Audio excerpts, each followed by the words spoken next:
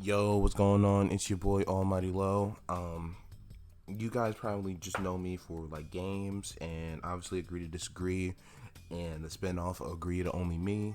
Um, now, I today I just wanted to try something new. Um, if you guys don't know, I'm also a huge anime fan, and I also read some manga as well. I don't read that much, but the ones I do read, I do actually enjoy. The one of the mangas that I do actually read is Boruto.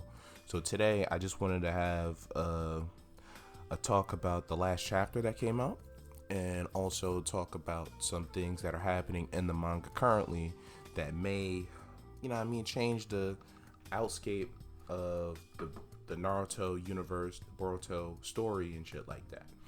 Um, So if you're new here, please leave some suggestions in the comments. Leave your uh, what you liked, what you didn't like. Please also leave a like and then also subscribe to the channel. Um, this is going to be a new thing I'm gonna do on my channel now. Just talk about some different anime and manga that I like. Like I said, today we're gonna start with Boruto because that chapter that came out yesterday was fucking crazy. And then from there, we might do some other stuff. If JJK gets better in the anime department, I might do some stuff like that. We're not touching Black Clover. That shit is trash. Um, I don't want to do power scaling videos. I don't want to do versus battles, just mainly because I don't know shit about shit in those areas. So I'm just gonna, what I'm mostly gonna focus on is the story and the information that the story gives us itself. I'm not finna calculate is is attack A light speed. That shit's boring and stupid. Okay. Anyway, so let's get into this. So Boruto Chapter 51. It actually. Oh, actually, before I start, I do want to say, um, from this point on, there will be spoilers. Like I said, we're going to talk about chapter number 51 of Boruto. So if you have not read the Boruto manga and you're only an anime only viewer, some things in this video you may say to yourself, damn, I don't know what that means, or you might start piecing shit together. So this is your warning. Step off if you don't want to get spoiled. It's simple as that. All right. So chapter 51 of Boruto is titled Sacrifice. Now, the ending of chapter 50 was pretty much Boruto saved Sasuke from Inshiki's attack, because Boruto was feeling that he was unstoppable. So this chapter starts off by Boruto pretty much explaining to Sasuke that he's figured out that Boruto himself can't be killed. Inshiki and Kara view Boruto as this. He's important. They go further in detail in the chapter, which we're going to get into, but he explains to Sasuke and also Inshiki that Boruto is important enough that he can't die in this fight, in this scenario. Now, once he says that to him, and this was some real shit, I ain't gonna hold you, Boruto pulls out the kunai. Now, he pulls out a kunai, and with that kunai, he threatens to kill himself. Now, he says, and I quote, Konoha Genin are legit. Like, we are them niggas. Almost like that. Now, Boruto is saying this, he's talking the talk, but he doesn't necessarily walk the walk, because as soon as he pulls out the kunai,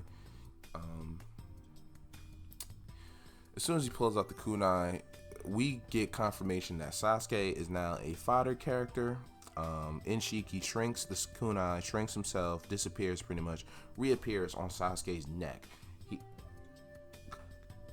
Inshiki has Sasuke's neck in the fucking dirt. It's crazy. Nobody was really, well, nobody but Inshiki obviously was really prepared for that, because in terms of what's going on, Boruto, he's still gaining. He doesn't understand that there's people out here that really don't give a fuck. Like, when they see you threaten to take your life, they're just gonna be like, okay, I'm gonna just stop you from taking your life. Jigen is way faster, way stronger, and he's able to dispel and he's able to stop any of that BS from happening around him. He's not just going to allow Boruto to kill himself. If he finds him of value, why would he let him kill himself? He wouldn't even allow him to threaten to kill himself. That just doesn't make sense. That's not the type of character who he is. But Boruto, he doesn't even know this man for real. So that's why he probably does. He probably thought that was the best move. So essentially that happens, and then, like I said, Sasuke's next in the dirt. Like, he's a fodder character. Sasuke has no business on this battlefield. He cannot help Naruto in the fight at all. He probably would fare better than Kashin Koji, but we know that Jigen or Inshiki was just playing with Kashin Koji. So it's like, we can't go off of that fight to deduce anything. Like, we don't know nothing. So after Sasuke's neck gets hit in the dirt, essentially what happens is Boruto tries to hit Inshiki with a Rasengan because they was right next to each other. Inshiki pretty much makes the Rasengan disappear. Yeah, he shrinks his Rasengan and he breaks Boruto's arm, and he tells Boruto, "You're right, I can't kill you. You know what I mean? I can't kill you, but I can hurt you, bro." So he breaks his arm and he throws him on the ground and he steps on his back. Just to show Boruto that, you know what I mean, he's not for play either. Like, this is not a joking matter. I don't even know why you threaten to take your life. Like, you're not like that. So after Inshiki does that, he then, we learn information earlier in the chapter, and then he explains to Boruto about how the God Tree works. So this is important. Let's just get to it. Now,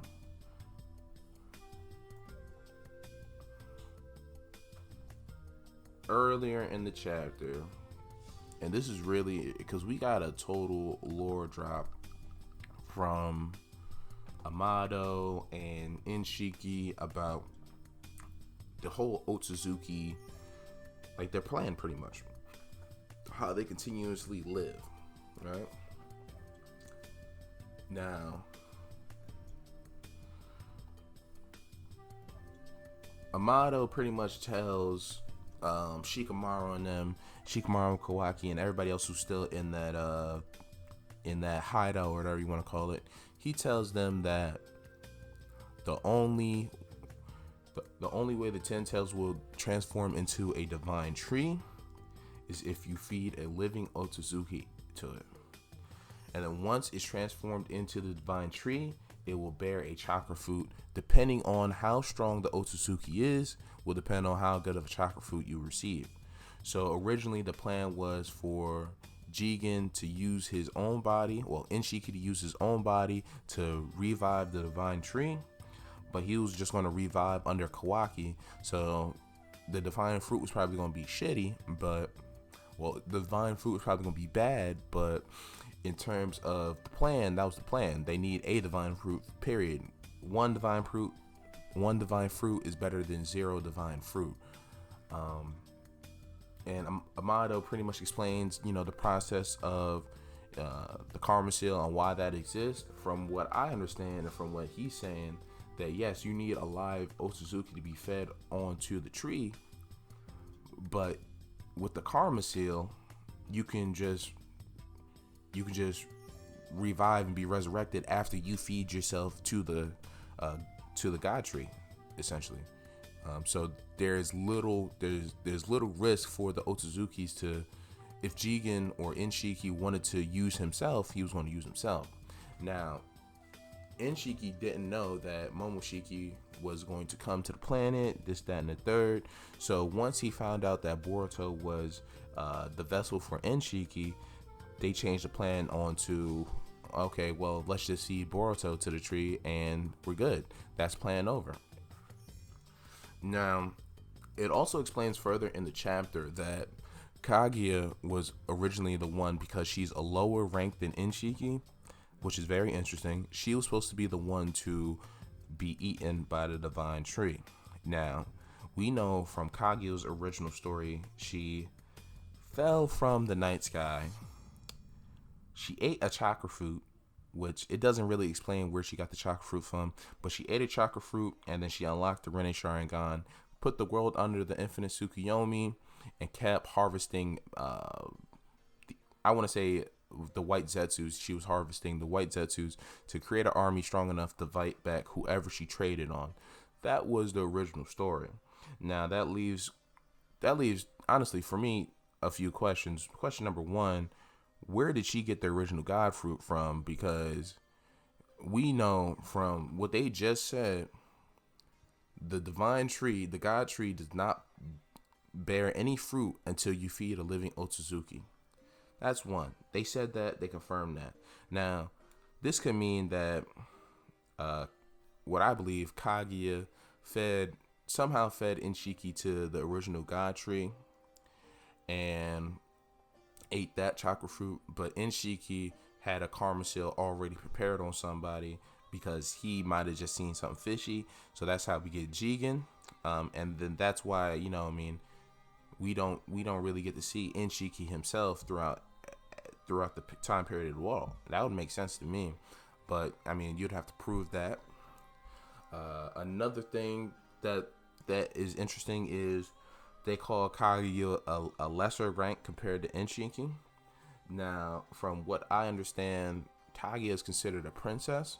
Now, that could just be something that the humans, when they first saw her, just gave her that title. But I don't think.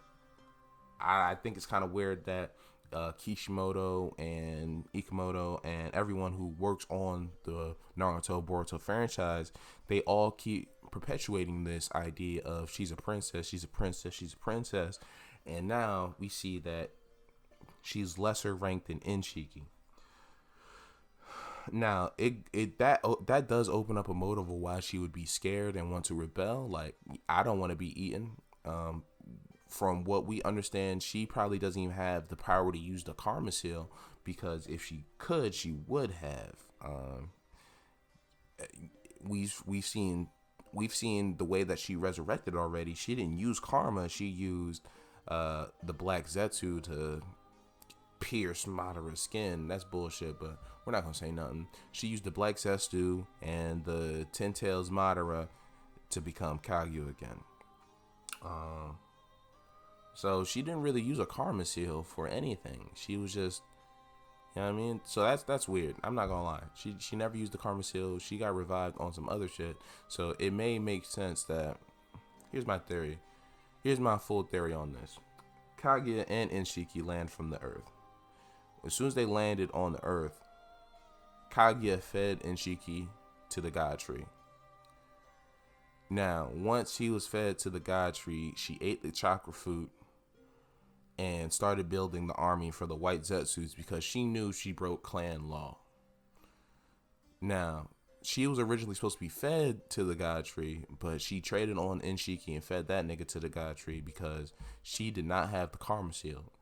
While Inshiki does have access to the karma seal, we see that now. Now, the reason why I'm saying not all Otsutsuki have access to the karma seal is because we also see earlier with Momoshiki versus Naruto and Sasuke, Momoshiki absorbs Kinshiki. Now, if it's an idea of it's just they can all be revived one after another, Kinshiki would have definitely tried to put a karma seal on somebody before he did that move, but he didn't do it. So that leads me to believe that not every Otsutsuki can use karma, and Kaguya was one of the Otsutsuki that can't use karma, and then just said, you know what, F it, we're going to go out with a bang. Also, Urashiki, when he was sent off to the night sky in the anime, even though you might consider it filler, they already confirmed all anime episodes are canon. So when Urashiki was sent off to space and was quote unquote killed, we don't really know, but when he was killed, he didn't even place a karma seal on anybody as well. It was just kind of like he died, like he got hit with the Rasengan and just went away. So, if he's still alive, he's still alive, but he didn't show the ability to use karma as well. So we have 3 Otsutsukis that we met that can't use karma, and only 2 that can. And those 2 are considered quote unquote higher ranks. Like Momoshiki is a higher rank than Kinshiki. Kaguya, no, excuse me, Inshiki is a higher rank than Kaguya. So that's all interesting, to say the least. Now Amado essentially, explains what I just said. He says Kaguya being a lower rank would have been sacrificed. That's how it was supposed to go. But she turned traitor and stole the plan. So Inshiki was forced to live as a parasite in Jigen's body. Because we know that Jigen, ate the brain of, not Jigen, Inshiki ate the brain of Jigen. And, that's how he was able to sustain life for all this time, blah, blah, blah. So Inshiki's plan after he was traded on Kaguya was he was just going to feed himself. He was going to complete the clan law, feed himself, and then hope that somebody either A, he gets revived with the karma seal that's on Kawaki, or B, somebody else just comes along and sees the God Tree and is an Otsutsuki and understands what's going on. Because, they do it for the clan first. They're very big on doing it for the clan first. We don't know why that is, but that's the truth. So, back to the fight, Boruto shows that even though he's a quote-unquote Genin, Boruto shows that he's really a Jonin. He's able to deduce just off of quick encounters. Like, he based this off of the fight that he had with Boro, that he was supposed to be another important piece for Kara, and he was essentially not fully safe because, Inshiki wakes him up at that, but he's safe from death, pretty much. Like, they won't let him die. Konoha won't let him die. So it's kind of like he's safe from death, and he knows that, and he tries to use that against Inshiki, but like I said, that ends up with a neck and with a foot in Sasuke's neck. And then Jigen pretty much explains the plan to Boruto as well, and then obviously Sasuke and Naruto are there to hear it as well. So the reader's just getting double the information, if that makes sense. And also Amado explains to Shikamaru and them that not every God tree is the same, not every chakra fruit's the same. Depending on the Otsutsuki that's fed to the Ten Tails, you may get a good chakra fruit or you may get a really bad chakra fruit. So they originally planned for Jigen to be the sacrifice because there was nobody else, but that would produce a bad chakra fruit. So that's why they changed it to Boruto, because they see, I think they said last chapter or a few chapters ago, Boruto's already 80% resonated with his karma seal. So he's a very good vessel, if that makes sense. So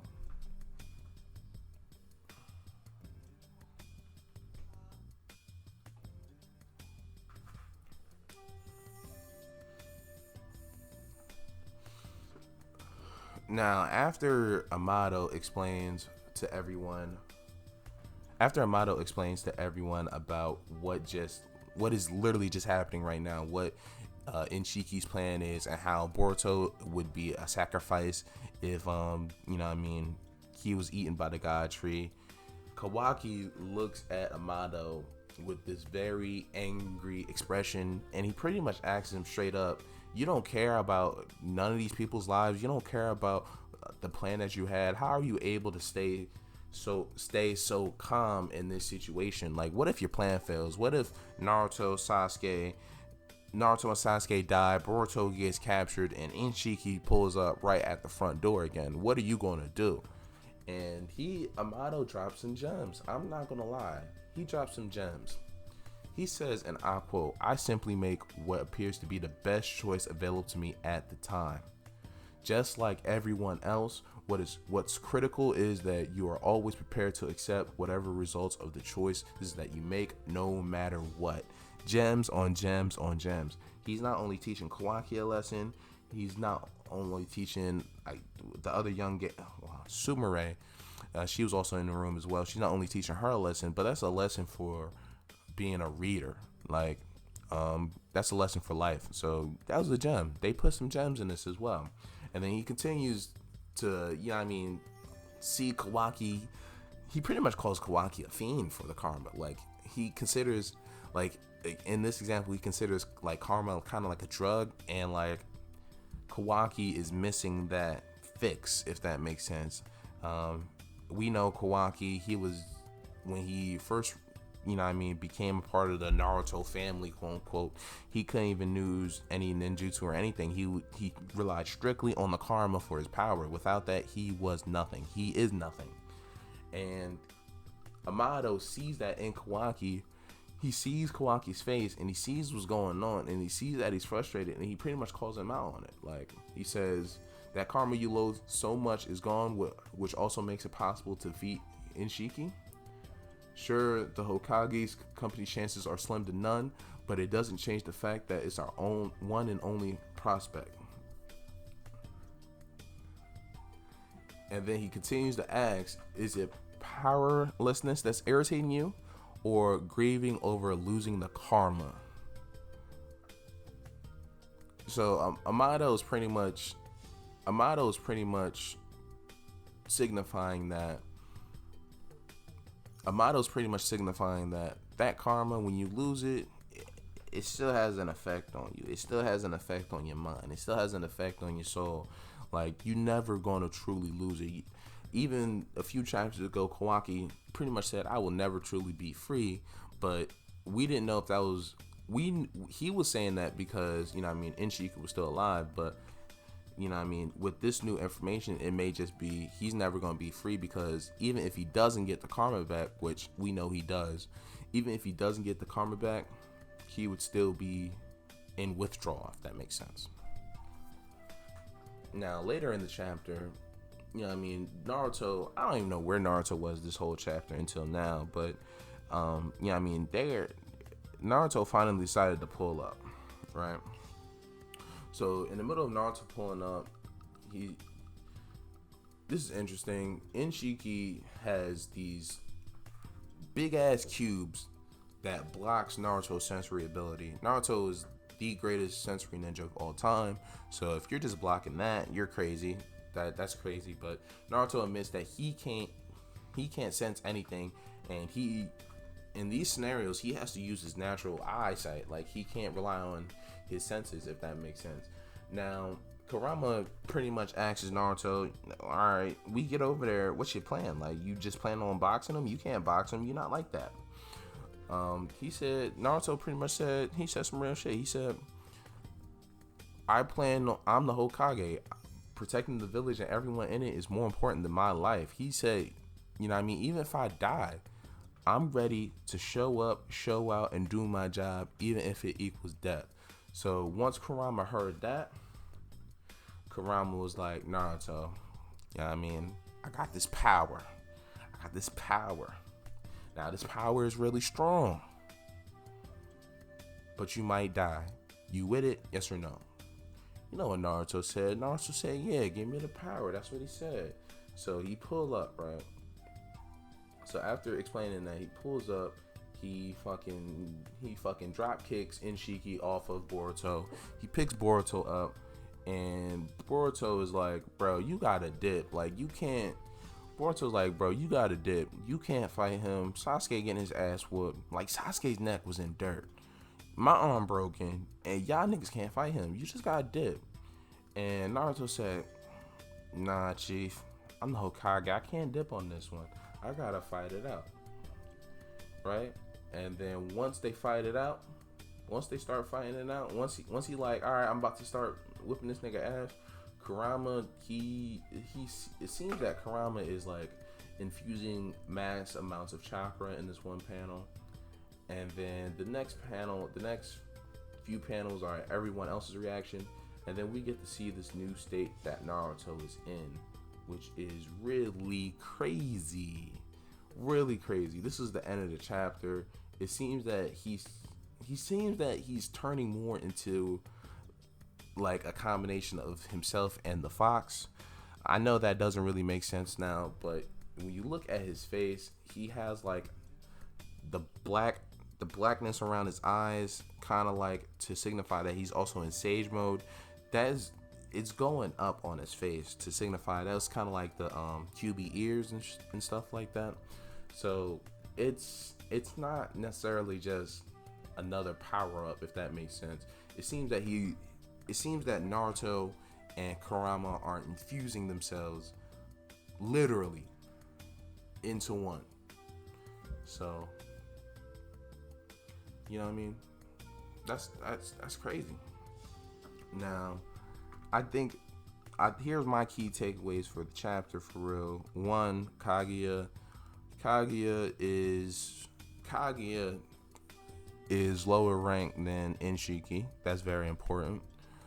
Two, living Otsutsuki must be fed to a divine tree, not the divine tree, fed to the Ten Tails to make the chakra fruit. 3,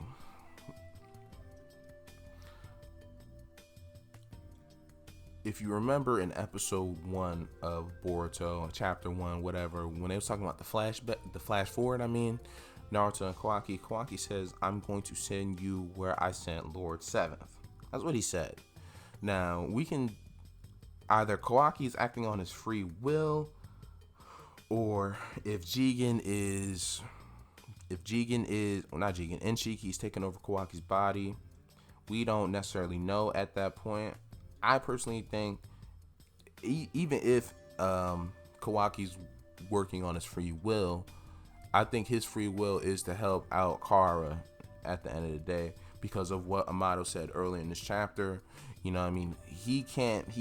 His body's going to be dependent over that karma seal, and he's not going to want to lose that. So I feel like even if Kawaki is like, you know what I mean? Even if Kawaki is like, you know what I mean, I just got to do what I got to do, he's going to do it for Kara because he loves that karma seal. So I find it very interesting. He said, I'm going to send you where I sent Lord Seventh. My idea is I'm pretty sure they don't want Naruto to die because he's just an enormous amount of chakra. So if you can harvest that amount of chakra, that's crazy. He's also a tailed beast. I think, the tailed beast will still play an important role in the story somehow. So I don't see them, automatically killing Naruto, especially now that we know that Boruto is an important figure that should not be killed. And we know that in that scene, Boruto also still possesses the karma seal. So he still has an Otsutsuki in his body. That's all I'm going to say. I'm not going to say, we don't know if it's most likely Momoshiki, but we don't really know. He still has a living Otsutsuki in his body, so he's still important to the Kara organization and Inshiki's plan as a whole.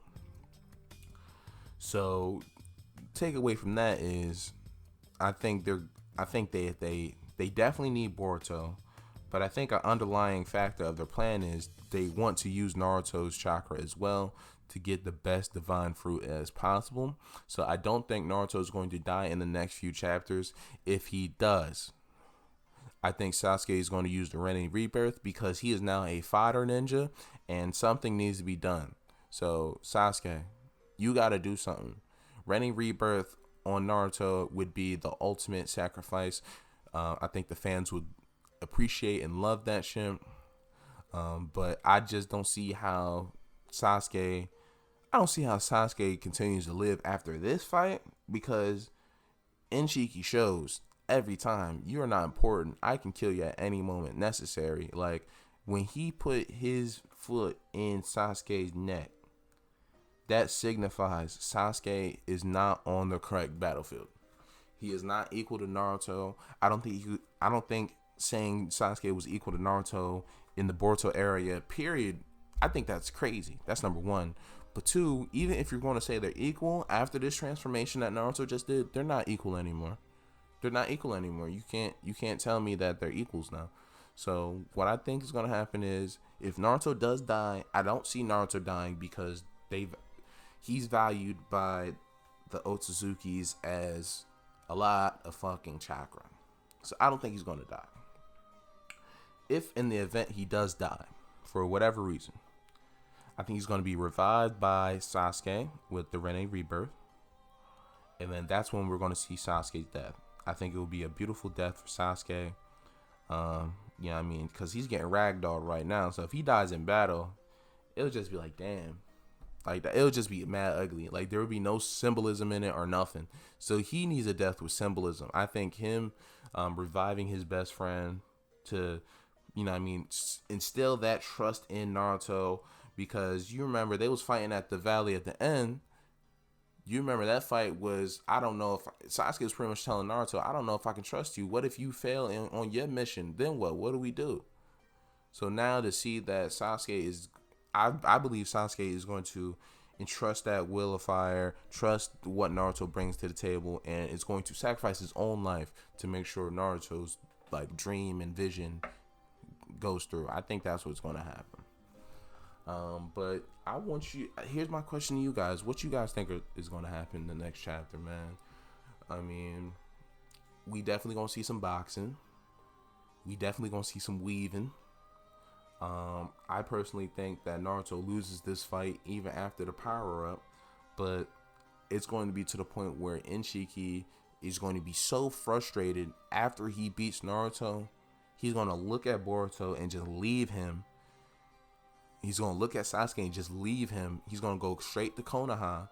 And as soon as he shows up to Konoha again, if Kawaki's not outside at the front door being like, yo, we out, he's going to destroy the whole village. He doesn't. I think he's going to be driven to that type of bloodlust after this chapter, after these next few chapters. I don't know if it's going to be this chapter specifically. I just think after this fight, he's going to be driven to extreme bloodlust, where Kawaki just has to stand up and say, "Fuck it, I'm just going to save everybody." But y'all, let me know what you think. Again, this is a new thing that I decided to do. So if you did enjoy it, leave a like, thumbs up as well. Hit the subscribe button if you enjoy the content. And I appreciate you guys. I'll talk to you later. Peace.